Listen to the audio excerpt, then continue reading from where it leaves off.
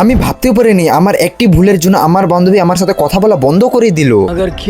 তো বিষয়টা হলো যে আজ সকাল সকাল আমি বাবাকে সবজি নেওয়ার জন্য সাহায্য করে দিলাম, এরপরে চলে গেলাম আমি ময়দানে। বাড়ি এসে দেখি কলমের মুটকিতে কলম নেই। আর সকাল সকাল দিতে হলো চড়ক মেলার চাঁদা এবং আমি তাড়াতাড়ি পেঁয়াজ কেটে বানিয়ে নিলাম আলুর ভর্তা।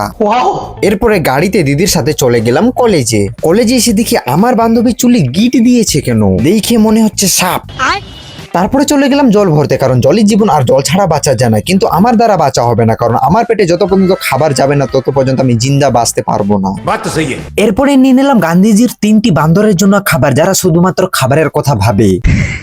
আর আমার বান্ধবী কথা বলা বন্ধ করেছিল কারণ সে তখন সুপারি খাচ্ছিল।